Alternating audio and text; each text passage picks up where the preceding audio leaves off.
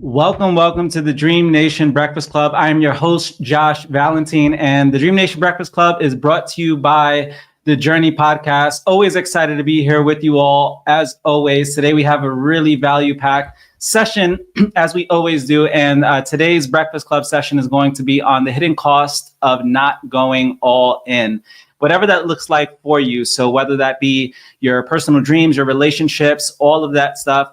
We have a lot of different things that we're going to be covering here today. So excited to jump into that. Let us know where in the world you are tuning in from. If you're watching the replay, drop an R in the comments. And I know for those of you who would like to engage with us live, you can do so at dnbreakfastclub.com. So hop over to dnbreakfastclub.com and you can engage with me live pretty much every single week. And we're about to get this show on the road. If you guys don't mind, drop a like, comment, share, tag someone who can get value from today's Breakfast Club session. And if you're new to the Breakfast Club, welcome. So I know we have people who tune in from different cities all around the world. And if you're new and wondering what in the world were you invited to, the Breakfast Club is where we gather together every single week with our community, and we cover everything centered around personal development, life coaching, anything that could essentially make your life better. So every single week is something different, and you can watch past episodes of the Breakfast Club on pretty much all of my social media platforms. You guys can find me all over the internet, or you can hop over to the Journey with Josh Valentin on podcast streams, and you can essentially find past Breakfast Club sessions on there, as well as a lot of amazing interviews with some incredible people. So with that being said, let's jump right into it. Typically, to get us kickstarted, we share different life hacks and fun facts that could make your life a little better. And we have a few that I would like to share with you here today. So here we go. Let's jump into it. The very first life hack that I'm going to share with you guys is the 5-5-5 focus rule. So the 5-5-5 focus rule. And if you're wondering what in the world is that, basically the way it works is you set a timer for 15 minutes and break it into 3 chunks. 5 minutes for planning, where you write down exactly what you'll do. 5 minutes for execution, where you're laser focused, and 5 minutes for reflection. What worked, what didn't. And the purpose of this exercise is it trains your brain for short bursts of high performance and builds momentum. So sometimes we get a little bit overwhelmed because we're inundated with a lot of different things that we have to do, that we have to take care of. And it does help to just have those little small micro goals, things that you can do to build momentum throughout the day so that you can do a lot more things that require a lot more of your effort. So let's share here. We have the next one, and that is name it to tame it. This is a hack for overwhelm, and I'm sure all of us here can relate to going through some degree of overwhelm with whatever it is that we have going on. And I know I most certainly have my moments. So the way it works is when you feel anxiety or procrastination creeping in, stop and literally say out loud, I'm feeling blank because blank. And the purpose of this is research shows that naming your emotions activates the logical part of your brain and calms your nervous system. So it may be, for example, I'm feeling overwhelmed because I have this, this, and this to do. And just the process of actually naming your emotion can definitely help in a lot of different ways. So really great share. We have one more. Life hack here, and it's the future self filter. So before making a decision, ask, what would the version of me 5 years from now thank me for?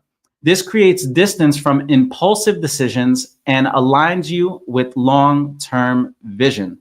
So I know I have shared different versions of this specific life hack. And many of you have heard me talk about the 10-10-10 rule, where you ask yourself, okay, how would I feel about this? Or what would I feel about, or how would I feel about this decision in 10 minutes, in 10 hours, in 10 days, in 10 years? And it's basically kind of forecasting the way you would perceive something, or the way you feel like it would have any consequences on your life. So a really great exercise. And this specific exercise is really asking you, what version of you 5 years from now, what would it thank you for? So I know this is a exercise that I do. I do a very similar exercise. Typically in the evenings, I'll ask myself, okay, what did I do today that my future self would thank me for? And take some time to reflect on that. Think about this past week, for example. What did you do this past week that your future self would thank you for? Whether it's 10 months or 10 years or 5 days or whatever. But what did you do physically? What did you do emotionally? What did you do spiritually? What did you do in terms of advancing your purpose or what you're called to do? And when you reflect on it, it does bring a lot of fulfillment if you're productive throughout the course of the week. So really great exercise to reflect on. So let us know what city you are tuning in from, by the way. I know I see we got Memphis, Tennessee in the house. We got New York in the house. We got Texas, we have Georgia, we have the DMV. Drop a comment. Let us know what city you are tuning in from. And shout out to everybody who's watching all over the internet. I know we have people on LinkedIn, people on Facebook, Instagram, YouTube who are tuning in. So shout out to everybody on all of the social media platforms, however you tune in every single week. So we have a few more fun facts. The very first one is the brain can process images 60 times faster than text. That's why vision boards and visualization exercises actually work. So thinking in terms of pictures definitely goes a long way. And if you've never created a vision board, I would highly recommend giving it a shot, because vision boards can be a lot of fun, great exercise to do, and it kind of keeps your visions or whatever it is that you want to bring into fruition in your life. It keeps it at the forefront of your mind every single day. Sometimes we get consumed with just different aspects of life, whether it's parenthood or being in a relationship or just work obligations, and we tend to put those dreams on the back burner. But when you have that vision board that is somewhere that's visible and you can notice it every single day, it keeps it fresh at the forefront of your mind. So see, we have people tuning in from Milwaukee, Wisconsin. And shout out to everybody tuning in. I always show love to people tuning in live from the West Coast because you guys are hopping on at 4 a.m. So much more of a commitment. I guess unless you work the night shift, it would be a little different. But for those of you who actually wake up at 4 in the morning, and we do have a lot of people who do, we definitely appreciate it. So next up, we have another fun fact, which is bees can recognize human faces. Just like us, they process visual patterns, proof that even tiny creatures have memory and learning ability. A great metaphor for consistency. Even the smallest acts make an impact. Okay, so really interesting fun fact there. And last but not least, the last fun fact is most people have about 6,000 or up to 60,000 thoughts per day. But research says 80% of those thoughts are negative and repetitive.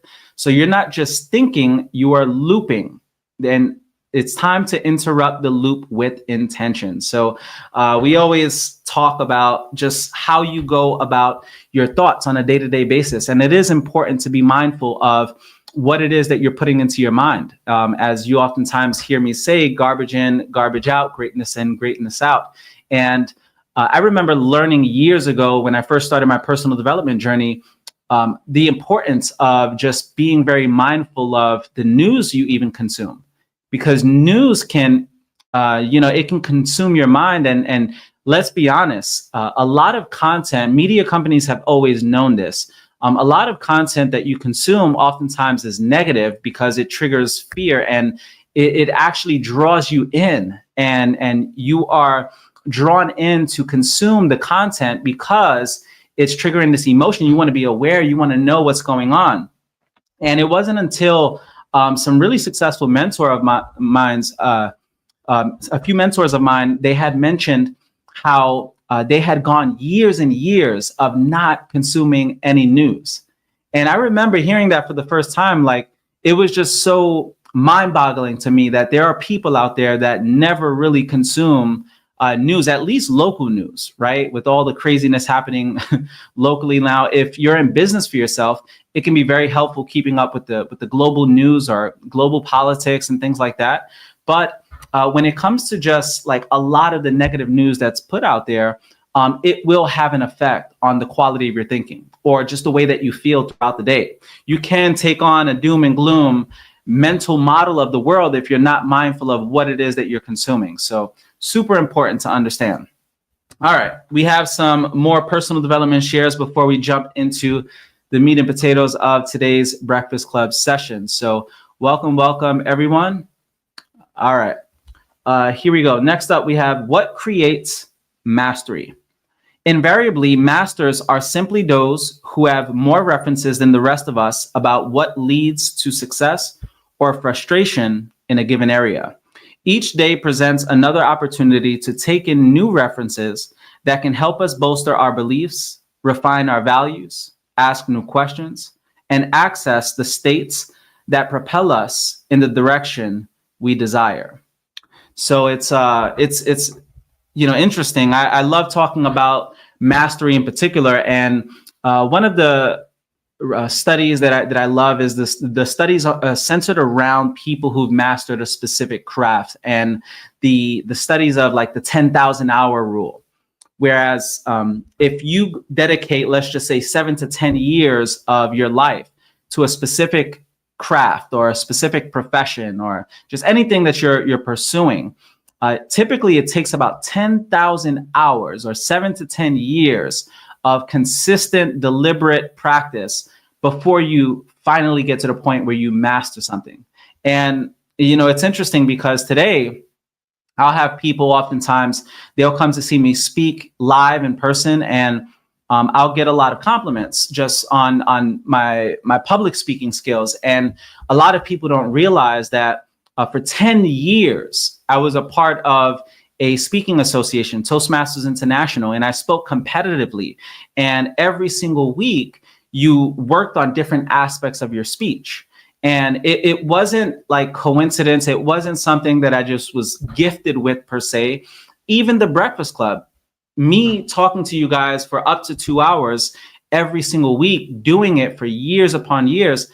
When you think about it, that's a lot of hours of practice. And I remember I always shared that I had a friend of mine who came to visit, and he just was mind blown at the fact that I can sit in front of a camera and nobody is around listening and talk for up to 2 hours about random things. And, I had to explain to him that I had so much practice because the Breakfast Club initially was in person. And it was every day. It wasn't once a week. It was up to 6 days a week that we would have the Breakfast Club in person. And that's really what built the muscle of speaking for so long, and consistently. So, whatever it is that you want to master, keep in mind that you have to get your 10,000 hours in. And the people that you're competing with in the marketplace, whatever it is, if you're in sports or you're in content creation or anything like that, there are people out there that are putting in a lot of work, and you have to genuinely ask yourself, like, are you putting in the sweat equity necessary? Are you putting in your 10,000 hours to be amongst the top 1% in whatever it is that you're doing? Really, really important to understand, because I don't think a lot of people realize the amount of time and effort it actually takes to be a master at something. So the last share that we have here is you can immediately make global changes that simultaneously affect how you think, feel, and act in multiple areas of your life. How? Simply by shifting any one of the 5 elements of your master system. For example, rather than just conditioning yourself to feel differently about rejection, you could adopt a new global belief, such as I am the source of all of my emotions. Nothing and no one can change how I feel except me. If I find myself in a reaction to anything, I can change it in a moment. If you were fervently to embrace this belief, could you see how it would eliminate not only your fear of rejection, but also your feelings of anger or frustration or inadequacy? Suddenly you become the master of your fate. And really great share. And it's interesting. The other day, I was reading something on just the idea of rejection and the idea of going through, let's just say, judgment, right? And the material that I was reading, basically, in a nutshell, it was saying how people are so consumed with their own lives, like so caught up in their own lives. We tend to think that people are thinking about us all day long. And the reality is, like, if you do something that's embarrassing, if you do something that you're like, man, I can't believe I did that, and you're feeling a little bit, embarrassed by it, or you're feeling off by, understand that the vast majority of the world are so caught up in their own lives. They're not taking all of this time to just think about you all day long. I can assure you that you are not at the forefront of people's minds. And we tend to think that, right? We tend to think that it's called the spotlight effect in psychology, where let's just say you do something that's embarrassing, or you go on stage and you bomb on stage and you completely ruin your speech. And it almost feels as if this big spotlight is pointed at us and the world is able to see what we did or the mistake that we made. Listen, most people, they don't give a damn about what's going on in your life. It's on to the next. When you think about, even with content creation, for example, most people now are just scrolling through social media, doom scrolling, and you'd be lucky to get more than 10 seconds out of someone's attention. And I know, I follow all of the analytics on my content. People are not as interested as you think. And it's always on to the next. You think about this. Think about when people pass away, for example, and you'll have a celebrity, that people are talking about, maybe they're expressing their sentiments about someone passing away, but literally, after just a few short days, and this could have been an A-list celebrity, but after just a few short days, people are on to the next thing. You can have things go viral or break the internet, and within a few short days, people are on to the next thing. There's so many companies, so many people out there trying to grab your attention, because we are in an attention economy. Attention is the new currency. So you have to be mindful of this, especially when you're so consumed about what other people are thinking about you. The reality is they're probably not thinking about you as much as you think they are.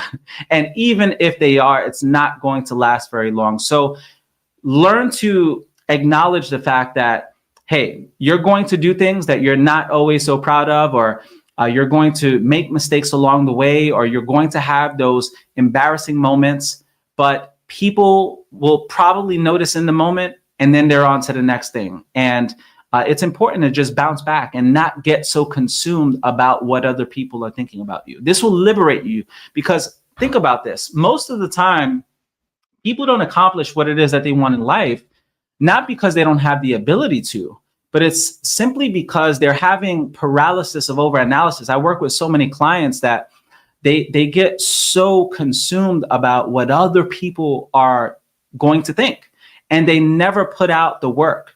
And the reality of most people who are great, it's the saying that you don't have to be great to start, but you have to start to be great. Most people who are known for their incredible work, their work did not start out so incredible, right? It's like if you watch Mozart, for example, Mozart was like the quote unquote child prodigy, but most of Mozart's work didn't really happen until after 10 plus years of him refining his craft. If you looked at Mozart's work when he first got started, you would not be so impressed. So this is the case for most people. You have to put out the work. Like when I first started the Breakfast Club, it was super scrappy. I was way more scrappy than I am today. And there's a saying in entrepreneurship, like if you're not embarrassed by your first work that you've put out, then you haven't grown enough. Like you're going to be drastically better just as a result of starting and deliberately putting in the time necessary to refine whatever it is that you're working on. Okay. So before we jump into today's topic, I'm going to just share this. Define outcomes before you act. So a really great hack for you guys is from today's schedule, pick one personal item and one work item and write your end in mind for each one. So maybe your personal item is you going to the gym, and the end in mind is you burning a certain amount of calories, or maybe it's leg day and you getting a leg workout in, right? Then you can think of a work item. So maybe your work item might be reaching out to 10 prospects for the day, or writing those 10 pages, or the content creation you have to create. But write down both, and write down the end in mind for both. Clarity of intention is power. And we have to be more crystal clear about what it is that we have to do for the day and the outcome that we're looking to produce. Now ask yourself, how are my outcomes different when I begin with a clear end in mind? All things are created twice, a mental creation and a physical creation. Before you act, start with a clear idea of what you want to achieve. And here's a really great quote by Stephen Covey. It's incredibly easy to work harder and harder at climbing the ladder of success, only to discover that it's leaning against the wrong wall. How many of us can relate to that? You probably put all of this effort, right? And all of this time, and you're climbing up this ladder of success to then get to the top and realize that your ladder was leaning against the wrong building. Could you imagine going through the process of climbing up this ladder of success, and you're wasting all of this time and energy and attention? Meanwhile, you could have been very intentional about your specific outcomes and making sure before you even climb that ladder that you know exactly what that ladder is leaning up against. Okay, so really great shares. And once again, drop a like, comment, share, tag someone who can get value. If you're hopping on and you're watching live right now, drop an L in the comments, and hop over to the Journey podcast. Leave a review. It's greatly appreciated. That's one of the best ways you can thank me, of course. And I'm excited because I'm getting ready to release this YouTube masterclass. I've been working behind the scenes on refining it, teaching people how they can monetize on YouTube, how they can, whatever industry they're in, whatever line of work they're in, whatever they're passionate about, but how you can essentially turn your passion into profit via YouTube. And YouTube is here to stay, as you guys know. And most kids these days, you ask them what they want to be when they grow up, you'd be amazed at how many say, not ball player or rapper or dancer or singer or actor. They want to be YouTubers, right? And YouTube is here to stay. And this is something that I think a lot of people just have no clue, like where to start. When you think about it, how many of the people that you know in your life have YouTube channels, right? And I'm a firm believer that no matter what you do in this world, if you're an entrepreneur or you're an aspiring entrepreneur, understand that you're also a media outlet. You are a media platform, and you're essentially doing marketing, right? In order to thrive with whatever it is that you do. Like, some people don't realize the power of social media, and the fact that, today it's a blessing to be able to have free advertising in a sense, right? Like, social media will push out your content, and at any point in time, you are either building your brand or sabotaging it, or just not existent at all on the internet. And there's power in it. And it's not that all of you have to be on social media, but if you're an entrepreneur, you should definitely be considering it. And the best time to started your brand literally was over 10 years ago. The second best time is right now. And don't wait until 5 years out, 10 years out, when you have it all together. My recommendation for those of you who are aspiring entrepreneurs, or you want the ability to be able to earn an income online, the beautiful thing about the internet these days is there's so many ways that you can generate revenue for yourself, no matter what it is that you do. It's a blessing to be able to live, for example, in any city. Like, these days we live in Tampa, right? And I had no type of connection per se to Tampa. I had some friends, a few years ago that and business partners that I would come out, to visit. But, when I was younger, I had no connection whatsoever to Tampa. I would have never in a million years thought that I would be living here. But when you are able to earn income online, right, you can live anywhere in the world. And I would recommend, even if you don't really know, what you want to do business wise, just getting consistent with content creation, putting in your 10,000 hours, because it will most certainly come in handy down the road when you want to venture off into new things. Understand that your digital blueprint, your social media, all of these things, this is your modern day resume. When companies look you up these days, like, anybody can submit a resume, anybody can dress up a resume. But what do you think most companies are doing these days to kind of vet the people that they're bringing into their company? A lot of the time, they're going to look you up online, right? So always be mindful of that. Your brand can really, really help you and elevate you far greater than a piece of paper can in many occasions. So I always suggest, people within our community, if you don't know where to start online with building your brand or how to go about, monetizing social media, all of that stuff, hit me up. You could always DM me. I'm very responsive in my messages, and I'm always here to just serve the community. However I can add value, because I know there's a lot of people looking to get to the next level. You may have not found your thing, or you may just be overwhelmed with where do I start? It seems like so much. And there's so much technology these days to make the process simpler. These days, for example, I integrate AI technology to make the process of content creation a lot easier for me across many, many different platforms. So I just wanted to throw that out there. I'll share my Calendly link with you guys as well. For those of you who want to book some time, I typically open up a few slots every single week for some complimentary coaching sessions. So you're more than welcome to book that if you guys would like. So moving forward, before we jump in, shout out to everybody tuning in. We got Port St. Lucie, we got Jamaica. Shout out to everybody tuning in from the Caribbean. I know we have our community from the Bahamas as well. I see we have Brooklyn, New York. Shout out to everybody tuning in all over the world. Appreciate you guys. And let's jump into it. We have some really great shares. So today, we're going to be talking about the hidden cost of not going all in.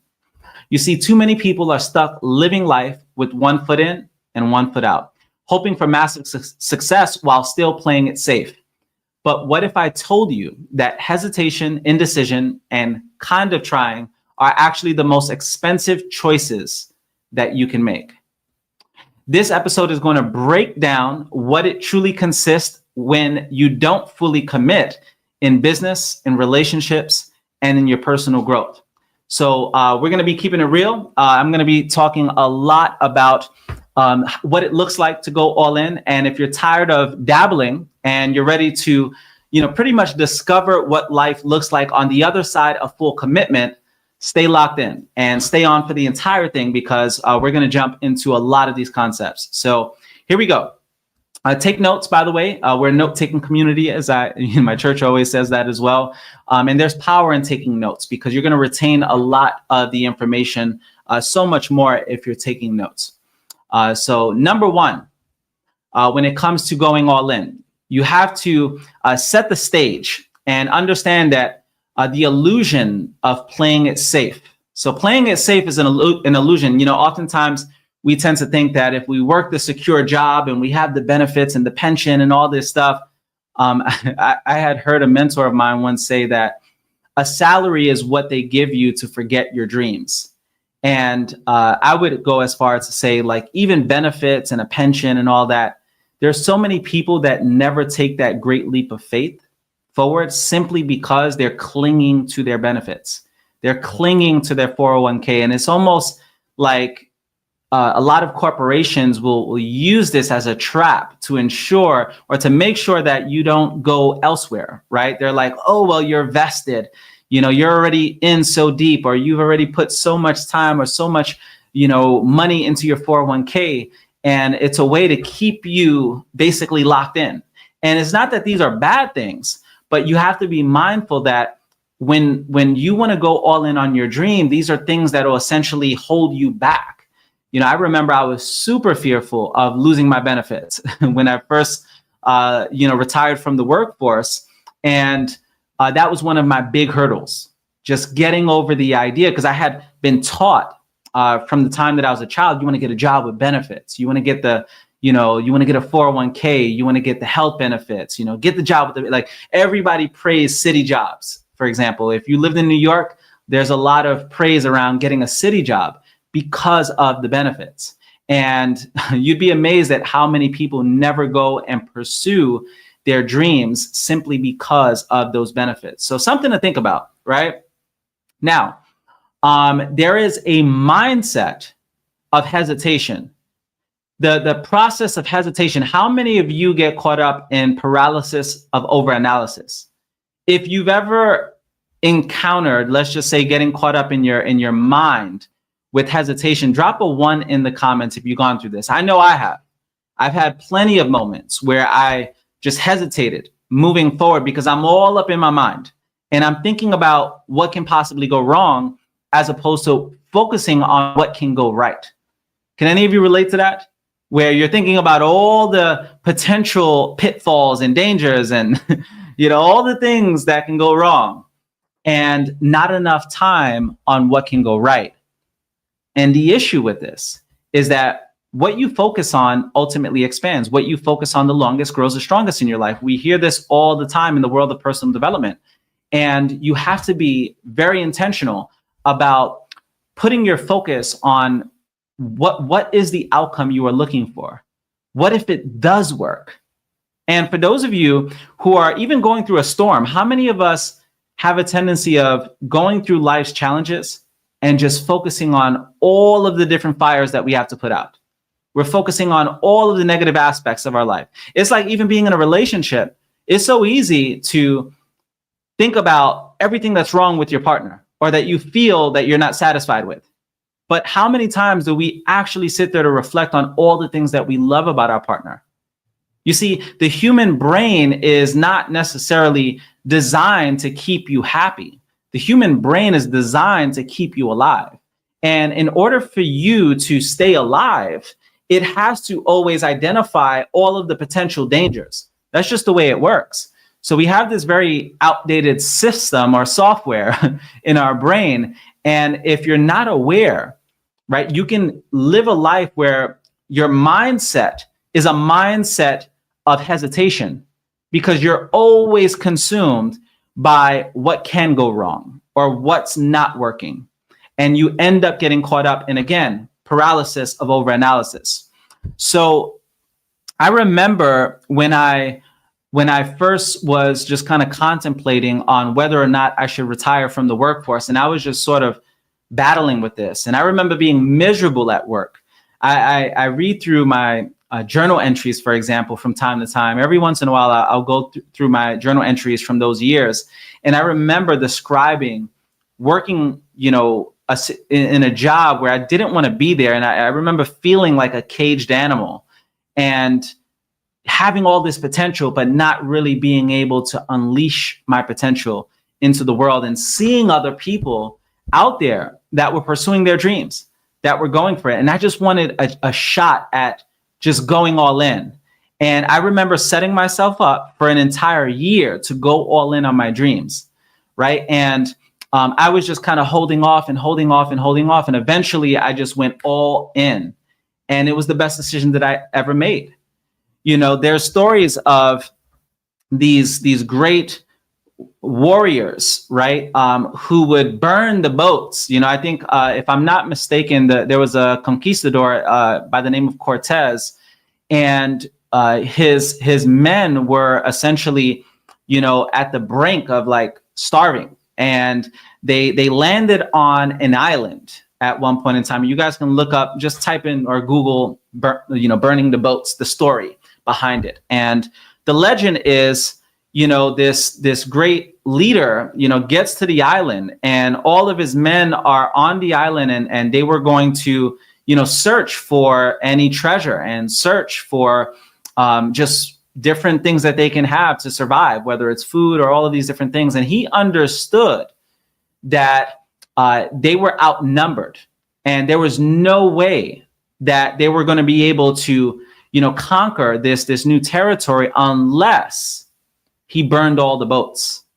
And apparently the legend is Cortez burned, all of the boats in the fleet. And I don't know if there's 100% truth to the story, but it's a great metaphor for life, right? Because sometimes when you want to go all in, you have to eliminate your safety net. You have to eliminate any possibility of retreat, any possibility of surrender. Now, is this always the case? Definitely not. Sometimes you have to make calculated risk, especially if there are people who are banking on you. But there's a power in burning the boats and not having any other options and going all in on your dreams and having this mindset where it's either we are going to win or we're going to die trying, right? And there's a power in that. And I've seen people throughout the course of my journey, just studying a lot of people, interviewing a lot of people, and seeing how this process of going all in really alters their results. And it's like you have zero doubt at that point, because it's like you have to. It's the idea of sink or swim. You have to figure it out. So there is no retreat. And there are going to be moments throughout your journey where you have to decipher whether or not you have to burn all the boats in order to take action, or whether or not those boats are creating this safety net that's preventing you from really taking all out massive action. Okay. So here's a really great quote. The biggest risk is not that you fail, but that you never try. It's the biggest risk of all, because think about what's the alternative if you don't try. And I remember a mentor of mine giving me some really great advice on this, because the alternative is you live a life of regret, and you have this one precious life, and you don't go all in on your dreams, and you live a life of regret. You get to the very end, and if you ask any dying person, what is it that they regret? There are actually studies on this. You look up the 5 regrets of the dying. If you look it up online, you'll find this amazing study. And one of the commonalities across the board for people who are on their deathbed is they typically don't regret what they did. They regret what they didn't do, right? And I don't know about y'all, but I most certainly don't want to be at the tail end of my life having any regrets for the things that I didn't try. And I remember a mentor of mine giving me some really great advice when I was on the brink of going all in. And he basically said that, Josh, here's the thing. You're young, right? You're either going to win or you're going to learn. He says, no matter what happens, though, you won't lose. Because even if it doesn't go as expected, then it was one of the greatest learning lessons of my life. And at least I have the dignity of saying that I tried, that I gave it a shot. And wouldn't you rather that? Like, even if you have to go back to a job, even if you have to go back to what you were doing, but you have the dignity of saying that I at least tried. Now, of course, there are different circumstances, different scenarios for different people. So you may have dependents who are relying on you, and you have to be very calculated with how you move. But my suggestion, especially for those of you who are young, for those of you who, let's just say you don't have any dependents, this is definitely the best time to go all in. For those of you who have children, you have families, you have people who are depending on you, even financially. Here's the thing. Don't allow that to be an excuse. Allow that to fuel you. Allow that to motivate you. Because if you truly want to help your family or friends or whoever's dependent upon you, then you're going to do everything in your power to make your dreams a reality so that you can provide for them at an even higher level. Okay. So number 2, the hidden costs people don't talk about. So let's talk about it, because I found this section to be really valuable. The first thing is emotional cost of not going all in. So the emotional cost are the feelings of anxiety, second guessing, feeling stuck, because you're not all in. You're just there in your mind. You're caught up in what you should be doing. And the thing about not going after your dreams is this: you don't get away scot-free. You don't get to coast through life and think that you're going to get away with not pursuing your dreams. It will haunt you. It will be like a splinter in your mind. And every day of your life, that dream or you not going after that dream, it will haunt you. You know, I always talk about, in the ancient times, the ancients believed that in the idea of the daemon, right? And there's a legend that the word demon came from the word daemon. And daemon, I believe it was the ancient Greeks, if I'm not mistaken, but they believe that the daemon is what you are here to do with your life. Your daemon is what, let's say, being an entertainer is for a Kim Kardashian, or being an actor is for a Denzel Washington, or being a basketball player is for a Larry Bird or a Michael Jordan. That was their daemon. And the ancients believed that every single person has a daemon. And they believe that this spirit, if you will, walks with you throughout the course of your life. And the legend is that they believe that if you do not pursue or fulfill your daemon, then it will turn on you and it will become a demon in your life and it will haunt you for the rest of your life. And even if that's not the case, right? But just think about it as a metaphor. Think about the truth in that. The idea that your dreams will haunt you if you do not bring them into fruition, or you do not do something to actively bring it to life. And it will be at the forefront of your mind. You don't get to coast through life not going after what you were born to do. So it is important to go after what's your dream, what's in your heart, because again, there's an emotional cost to it. Another thing is the financial cost. So the financial cost can be missed opportunity, delayed income, a low return on investment on half efforts as well. It's like oftentimes when I'm talking to people about the benefits of coaching, for example, of hiring a coach, the benefits are very clear. You're collapsing timeframes. You're shortening the learning curve. Rather than your 10,000 hours, right, or 7 to 10 years, imagine if you have deliberate, intentional practice with someone who's an expert, who can tell you what to avoid, what not to do, the fastest way to get to where you want to be. And there's a concept in the world of personal development referred to as modeling. And basically the premise is, if you want to become successful, just model the behavior of those who have what it is that you want. So for example, if you want to be a pro golfer, model a Tiger Woods. What did he do to become exceptional? If you want to be, let's just say, a successful entrepreneur, what are the successful entrepreneurs doing? How can you model what it is that they do? So if, for example, you are not all in, you are prolonging the process. You are prolonging the suffering. You are losing money by not being all in. You understand?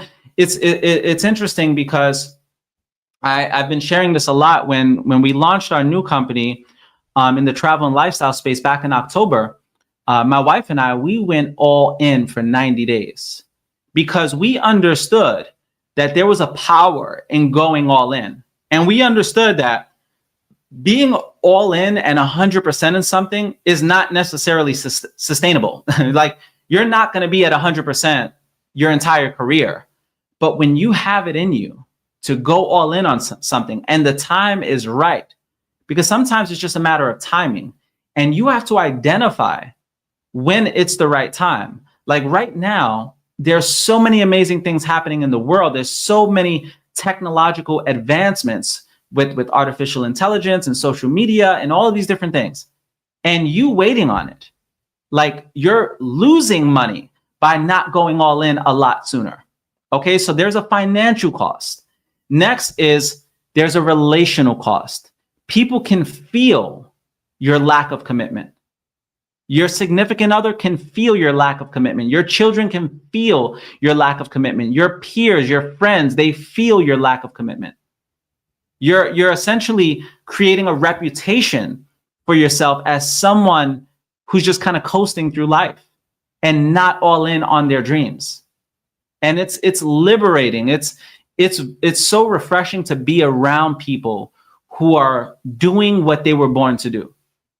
You ever see like an entertainer, or you see people who are thriving and all in on what it is that they were born to do? It's so beautiful to witness when seeing people live in their gifts.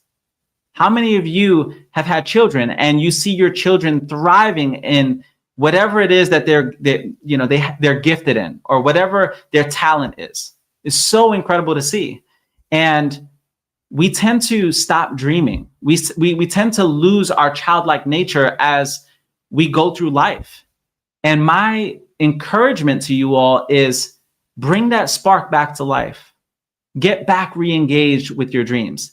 Get back recommitted. Start to dream again. Get back to creating the vision board. Get back to writing down your goals. Get back to listening to the podcast, the audio books, tuning in to the personal development. Start investing, watering those dreams, right? When I say watering them, like nurture the dream, give life to the dream. And maybe the way you do that is by learning a little bit more. Maybe the way you do that is by taking one small action. Maybe the way you do that is starting the process of working on your brand, or getting back to doing what it is that you were doing that was getting the results in the past. Okay, next up is the spiritual cost. The spiritual cost. So there's a term referred to as soul fatigue. And some of you are like, oh, well, that doesn't make any sense. Soul fatigue. Have any of you ever been in a season of your life where you're just tired, but it's not like a body tired. It's like your soul is tired. Drop a 1 in the comments if you've ever had a season of your life where your soul felt tired. And here's what I know. When you are truly in alignment with your purpose, your soul's mission will fuel you. You'll have this life force that is generated that will give you the motivation and inspiration, because the word inspired comes from the term in spirit. It is from source. When you are inspired, your soul is filled, and the cost that you have to pay when you are not pursuing your life's mission is that it will lead to soul fatigue. You will have a part of you that is just apathetic and is struggling with getting to the next level, and you have no idea what it is. You think it's your diet, you think it's lack of exercise, but really it's just not having your life force, not being in alignment. Okay. And another thing is just being disconnected from purpose, where you feel as if you are just existing in this world. You are no longer truly living. You are just existing. And how many people do we know, honestly, that are going through life existing?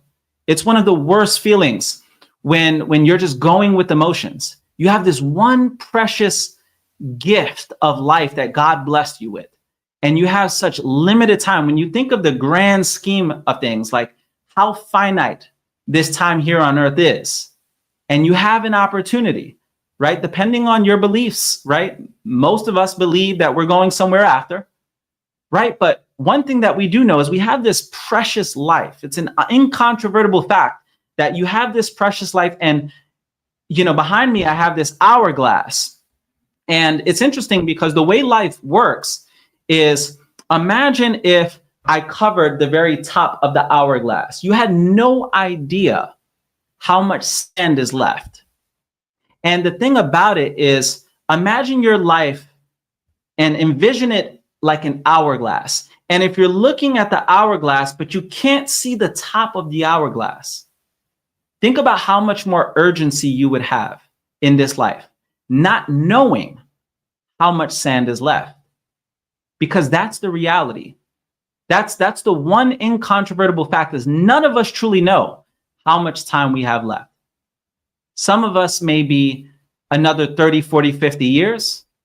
Some of us, it may be 3, 4, or 5 years. Some of us, it can be 3, 4, or 5 months. You just never know.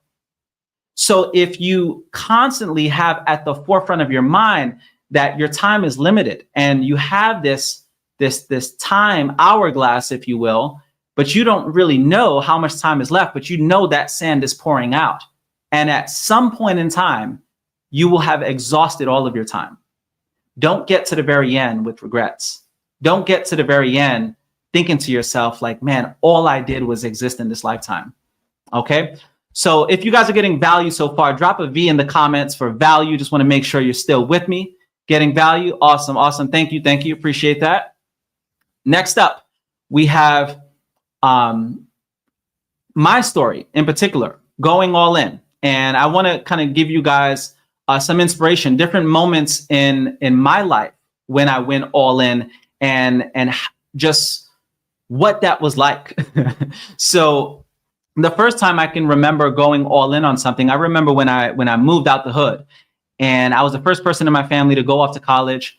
And I remember I had a vehicle, and I was driving around like literally illegal insurance. I didn't even have proper insurance or anything like that on this Nissan Altima, 97 Nissan Altima that I had.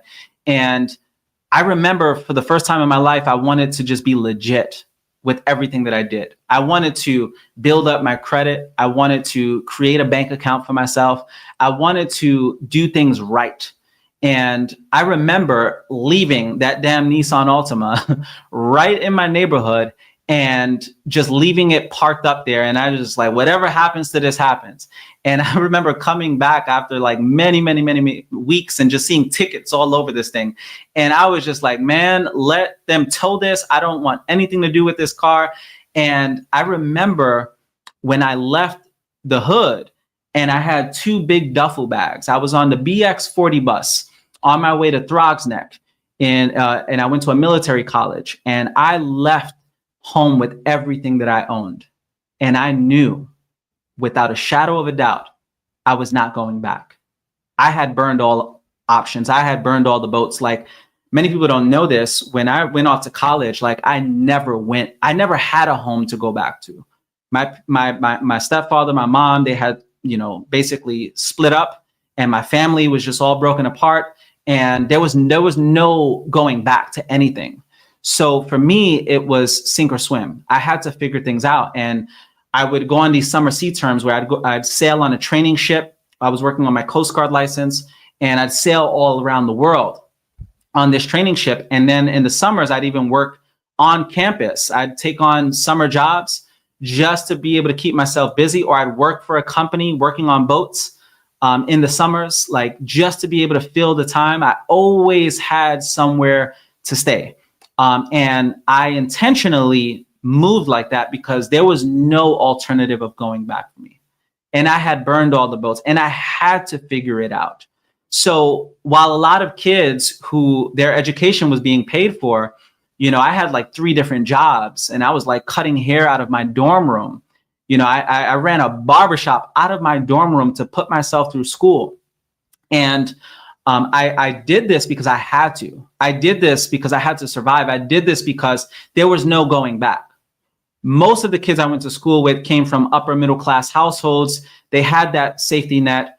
For me, I wasn't playing no games. Like I had good grades in college. I had one really bad semester. I remember I failed calculus. It was the only class that I had ever failed. And I remember getting a letter from the college like, hey, if you don't get your grades, together, you can't stay here. And I remember that was all I needed. Like, ain't no way I'm getting kicked out of this school, and I have nowhere to go. And I had to figure it out. And I went all in. And because I went all in, like I was very deliberate with the way I went about my academic journey. I played football in college, all of that. And I was just really focused, right? And that was kind of a subtle experience, I would say, of going all in and not having any alternatives. Then years later, I was working my six-figure career. And as I was working my six-figure career, it was now time for me to decide if I was going to go all in entrepreneurship, because I was like 1 foot in, 1 foot out. I wasn't all in. I wasn't really living up to my potential for what I could do with entrepreneurship. So I understood that I had to take that great leap of faith. And many of you have heard me share this. So I remember the day that I decided not to go back to work. And I actually decided, like, it was on my mind. I was talking to a lot of people about it. I was talking to like mentors about it. I would talk to my wife about it. At the time, I don't even think my wife and I were officially married. I know we got engaged, I think, if I'm not mistaken, right around 24 years old. And then we got like married 6 months later and then had a kid within that year or whatever. But I say all that to say, I remember my wife being very encouraging. She was just like, go for it, right? Like, just go for it. And she had that belief, but I still hadn't built up that belief in myself. And I remember there was a moment where I had to go back to work. And keep in mind, my job was not going and driving through traffic every day. No, I had to leave for weeks on end. Like, there was no coming back home every day. So here I was just wrestling with this idea, like having fear, having doubt, having uncertainty on, whether or not I should go back to work. And I remember in that moment, a good friend of mine that I was with, he was also in business with me. He shares this video, and it was a Steve Harvey jump video. You guys can look it up. He actually wrote a book after it. And he talks about how people, when they're going after their dreams, what tends to happen is you get to this cliff and you get to the edge of this cliff. And on the edge of this cliff, you can see a bunch of people soaring through the sky. A bunch of people who took a leap of faith off this same cliff that you were on. And they're soaring into the horizon, right? And they're living up to their potential. They went after their dreams. And you can see all of these people, and think about that in your life. Like, you see people out there who are doing great things with their lives, who are living up to their potential, who are going after their dreams, and you see them soaring. And here you are at the cliff, and you have this parachute on, and you know that in order for you to also soar and soar into the horizon and what's possible for your life, you also have to take that great leap of faith. But you're fearful. And I remember what Steve Harvey said that was so profound. He says, everybody at some point in time who's going to live out their purpose has to take that great leap. And he says, this is what will happen. When you first jump, you're probably going to go straight down. And there are going to be a lot of bumps and bruises down this cliff. You're going to get all scraped up and beat up on the way down. And you release that parachute and you're like, bumping up against the cliff and everything. And maybe there's trees poking out of the cliff and you're getting all beat up. And he says, what happens is eventually your parachute must open. And he says, you'll find yourself soaring through the sky. And the idea that really hit home for me was, I'm going to go through some stuff. I'm not exempt from going through all of my war wounds, if you will. I'm not exempt from going through all of those struggles and obstacles. But at some point in time, my parachute will open and I will find myself amongst the heroes. I will find myself amongst the greats. I will find myself amongst the dreamers, the doers, the people who went and took that great leap of faith. And then I will be a great inspiration for those who are looking at the cliff, from the cliff, right? And after watching that video, do you believe that I made the decision right then and there that I wasn't going back to work? And I took that great leap of faith. And here's the thing. I had a plan. So let's not get it twisted. I did not necessarily just burn the boats and had no alternatives. So I want to make that clear because I don't want to set no unrealistic expectation.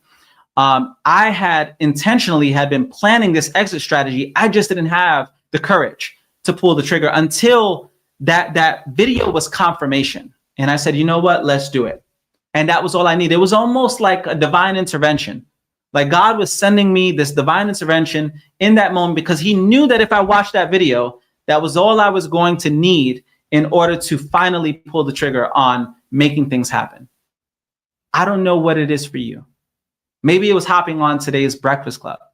Maybe it's going to be some synchronicity or some sign that you come across, maybe some word of encouragement.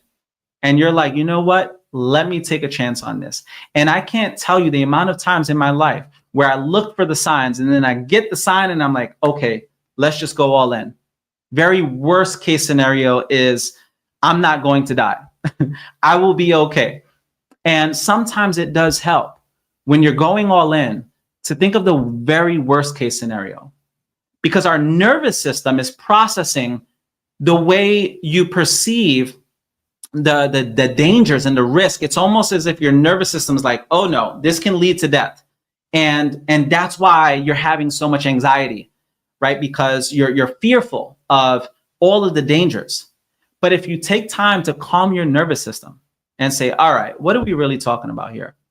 Worst case scenario, all right, I go in some debt. Worst case scenario, I have to go back to a job. Worst case scenario, I have to move in with my in-laws, whatever, right? But it's not going to lead to you not being here on this earth. Worst case scenario, it'll make for an incredible story. But I want to definitely encourage a lot of you to not just dwell in the worst case scenario, but also put a lot of your focus into the best case scenario. Well, what if it does work? What is possible?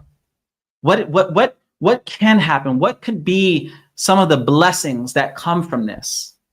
And what if the best case scenario is you do thrive and you do take your financial life to the next level, or you do live a life of fulfillment, of meaning, of joy? I would have never in a million years thought that I would be here today, for example.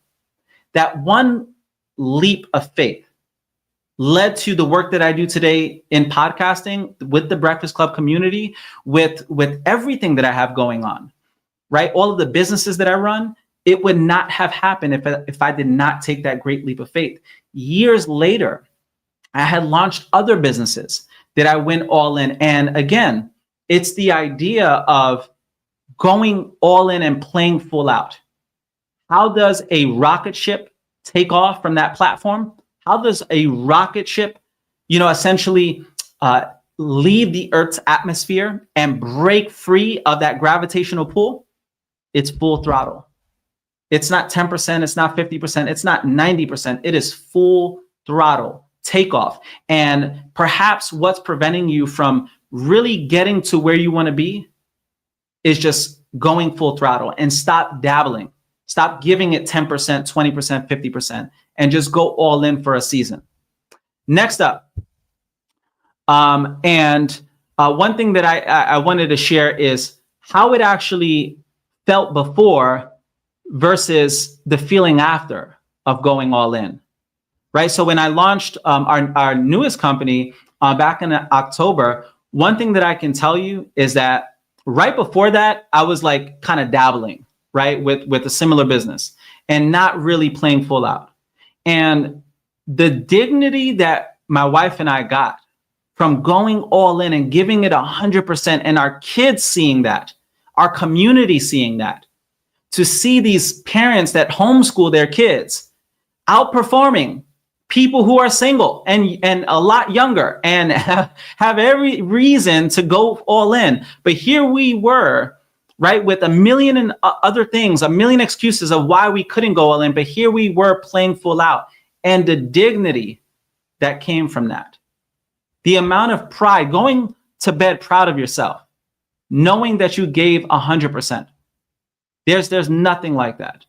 And I want to encourage you guys, for those of you who are like, dabbling here and there, it's so much better to just play full out, because the sense of pride you get, right? Pain is temporary, but the pride and the dignity that you have is permanent. You feel that. long term. Okay, so understand that clarity follows commitment. Clarity follows commitment. So the more committed you are, the more clear you're going to be along the way. And you will find your way, but you need 100% full commitment and dedication. Next, what all in actually looks like. So keep in mind, it doesn't mean recklessness. It means aligned. It means focused energy, working smarter, not necessarily harder.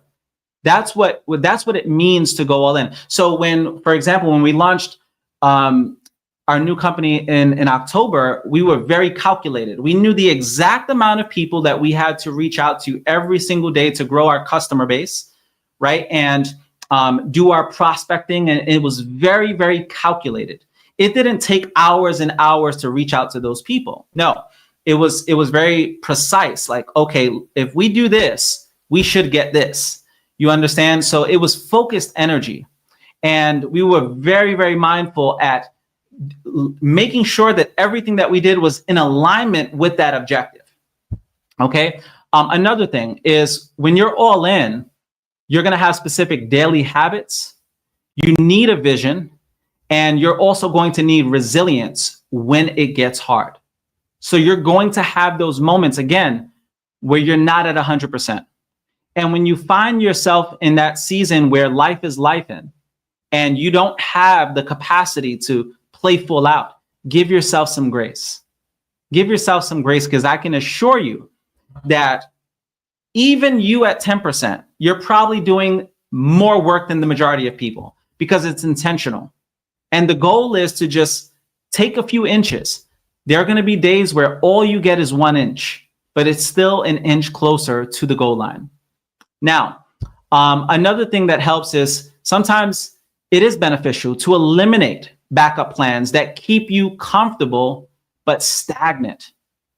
Think about that. There are certain backup plans that you have that it's like drawing you and reeling you back into the land of the common man.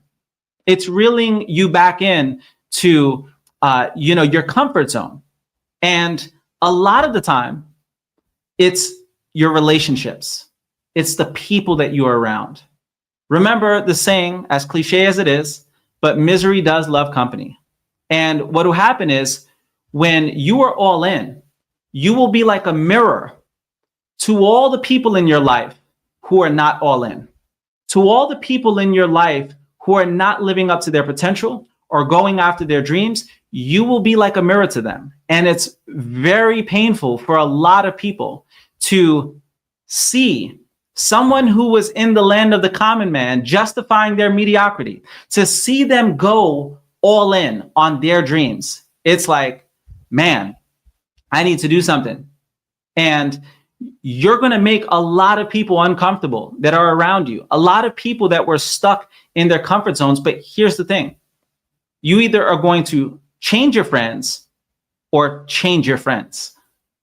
You are either going to inspire them by you going all in, or you're just going to have to change your friends altogether and love your past friends at a distance. You may have to cultivate a relationship of limited association because you're no longer in alignment. You're no longer equally yoked in that sense. And you have to be okay with that.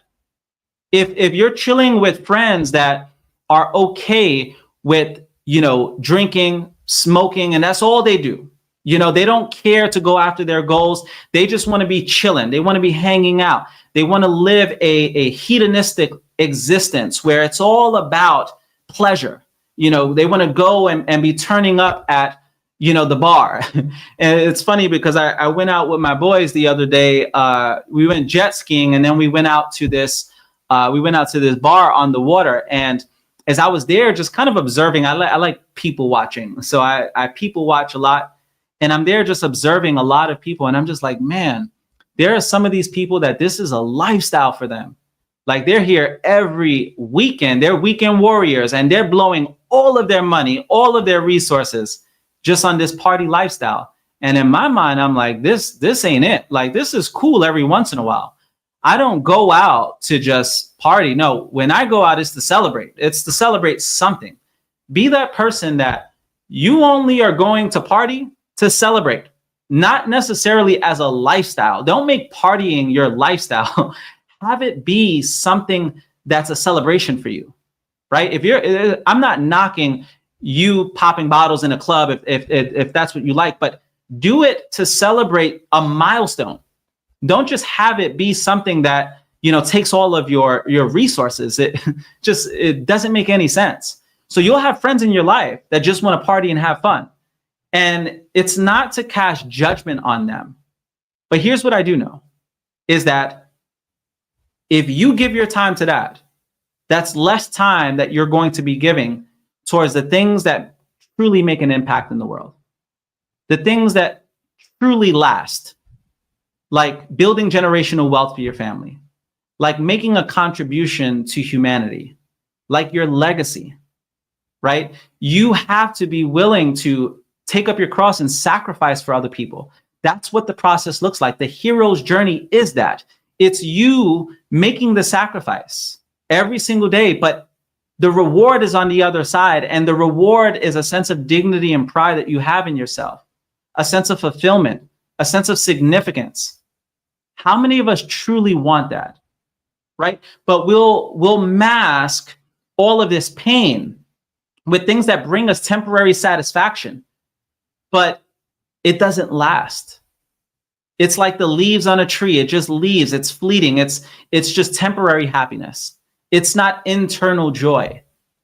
And what's going to bring you that internal joy and be like the roots of a tree that are still there even when the storm passes is dedicating yourself to growth and contribution, dedicating yourself to being the very best person that you can be so that you have more of a capacity to give to the world.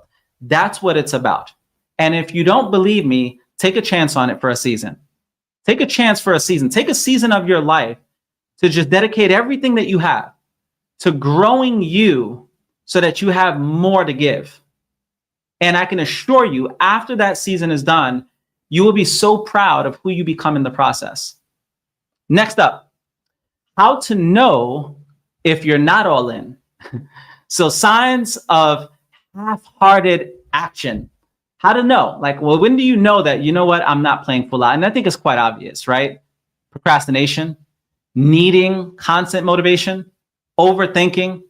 All of these are definitely clear signs because, again, clarity of intention is power. Sometimes you're not all in because you're just confused. And in a confused mind does nothing. You need a crystal clear vision. Without vision, people perish. So you have to have a very, very clear vision of what exactly is your North Star. But not only that, but a vision for what you need to be doing for the day. I call it the big three. Some people call it the three to thrive. But what are the three things that you have to do today, for example? And again, keep the outcome in mind. What's the specific result that you have to produce? Because that daily action is what leads to the results that you're going for. All right. So if you guys are getting value, once again, drop a 1 in the comments if you're still with me. We're about to bring this plane in for a landing here. Okay. And my goal, my intention after this Breakfast Club is that whatever you guys have aspirations to work on, right? Whether it's you being an author, podcaster, speaker, business owner, right? Like whatever it is, you want to be a mom, you want to be a dad, you want to be a community leader, but to make a decision to go all in on something, to play full out on something. Maybe you just play full out on your marriage for a season, but my job is done here if you guys can make a decision by the end of this Breakfast Club that you are going to commit to going all in on something that can move the needle in your life and get you the results that you want, even if it's just one area. Okay. So here's a gut check exercise. A great question to ponder. Where am I waiting for certainty before I move? Think about this for a second. In your life, where are you waiting for certainty in order for you to actually take action on what you should be doing? You see, some of you are probably waiting for all of the conditions to be perfect. It's like whenever you launch a brand new company, there are going to be 1,001 fires that you have to put out. This is with any startup company. You're going to have so many obstacles along the way. And what takes a lot of people out is the lack of certainty that they have. And you have to really reflect on that. What are you not moving forward with because you just don't have full certainty? Maybe it's in your relationship and you don't know whether or not you want to go all in on the relationship because you're like, what if they leave me? What if they end up hurting me? What if they do this? And you're not playing full out because of that. What if you just wore your heart on your sleeve and took that chance? Took a chance on faith for once. Took a chance to say, you know what? I don't really know for sure how this is going to turn out. But, after praying about it, meditating on it, whatever it is that you have to do, you feel like your heart's pull on this very thing. Take a chance. Very worst case scenario, you could at least say that you tried. That's the most important thing. Okay. So how to go all in starting today. As we wrap up here, the first thing is to build conviction. Re-clarify your why. Your why. Why is it that you're doing what it is that you're doing? Why is that dream important to you? Why is it important to you to liberate yourself financially? Who are you blessing?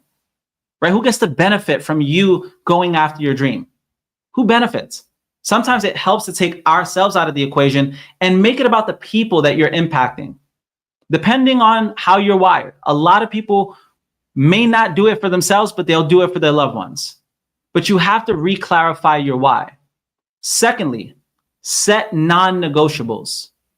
What has to become a non-negotiable in order for you to go all in? So let's just say it's writing a book. You know that you absolutely have to write this book because it's a big burning desire in your life. Well, perhaps a non-negotiable can be writing at least 5 pages a day, or 1 page a day, or 1 chapter a day, whatever it is, right? But something has to be a non-negotiable where it is a must for you. And you have to build your life around that non-negotiable. So for example, for me, exercise is a non-negotiable. Like I have to be in that gym at least 3 times a week. There's no compromising. There's no like, oh, well, I'm not sure if I'm going to make it. Oh, well, I'm trapped. No, there's going to be some physical exercise. It's a non-negotiable. And that's also, for example, with our family day, we take at least 1 day out of the week. And that became a non-negotiable because it was that important in our lives. Me taking some time to build my business or create some content or things like that. The Breakfast Club is a non-negotiable, right? I commit to it every single Tuesday. There's no dabbling. There's no like second guessing or whether or not it's going to happen. But there's certain things that you have to put in place. Sometimes that non-negotiable, in order for it to become a non-negotiable, you need accountability. You need a consequence to not following through. You need to make it so painful for not following through. That's how it becomes a non-negotiable. The idea of me not exercising and me getting out of shape is so painful that it became a non-negotiable in my life. The idea of gaining the whole world and losing my soul in the process is like, it's just me spending time with my family. I don't have to think about it very much. It's not like me pulling out teeth. It's like, no, this is a non-negotiable. My spiritual life, non-negotiable.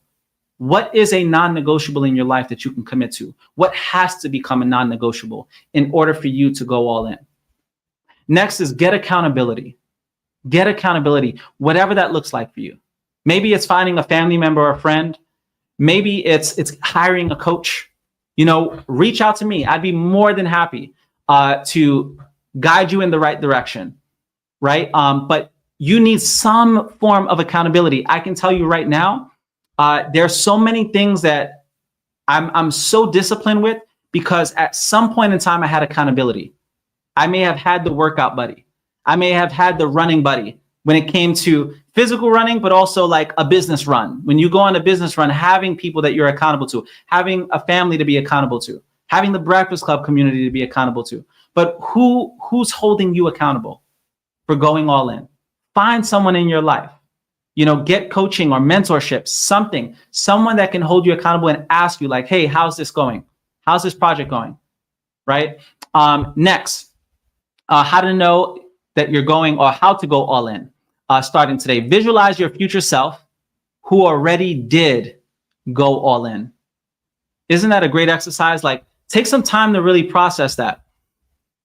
What would life look like for you in 5 years, in 10 years, as a result of going all in? Who do you become in the process?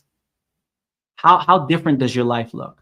Where do you live? What do you do for work? What's the impact that you've made by going all in? And I think we all need to take some time to just slow down and really reflect on what are we doing here? What does this all mean? What do we really, really want with our lives? What does God want for us? And taking some time to process that and visualize that North Star coming into fruition and what life can be. And let that inspire you. Let that inspire you. Let that pull you when motivation can no longer push you. Let that pull you when, just the fear of life can no longer push you. It's so much better to take action out of inspiration instead of desperation. Let your crystal clear vision that excites you, let that pull you on those days. You won't need an alarm clock every day. I can assure you that. When you are truly living in alignment with your purpose, you won't be needing to hit that snooze button as much because you're genuinely excited for the day ahead. So as we close out, right, understand that this isn't about shame, right? It isn't about guilt. Like, man, I haven't really been playing, full out, or I haven't really been going all in. It's really about awareness. The biggest dreams require the deepest commitments. And often the moment you go all in is in the moment the game changes for you forever. There's just something about life. Life has a very clear understanding that you are going all in and you're not compromising. So my call to action to our Breakfast Club community is to take 5 minutes today and do an all-in audit. Look at your business, your health, your relationships, your career, whatever it is, and ask yourself honestly, where am I playing small? Then commit to one area where you are ready to go all in. Okay? And I'm looking forward to hearing what that process is like for you. All right. So with that being said, ladies and gentlemen, breakfast is officially served. I hope that you got value from today's Breakfast Club session. If you did, drop a comment. It most certainly helps. Like, comment, share, tag, follow, subscribe. All of that good stuff helps me to continue to still do this work after so many years. And it's an honor and privilege to be able to serve this community and to be able to provide this inspiration and motivation that we desperately need, right, to get through life's challenges. And I hope that this can fill you with motivation to take action. And I hope and pray that you guys go all in on something, even if it's for a season, because I know that by you living up to your fullest potential, life will look incredibly different for you and you will go in the direction that you ultimately want to go in. So God bless you all. Take care. Breakfast is served and I'll be seeing you all next week.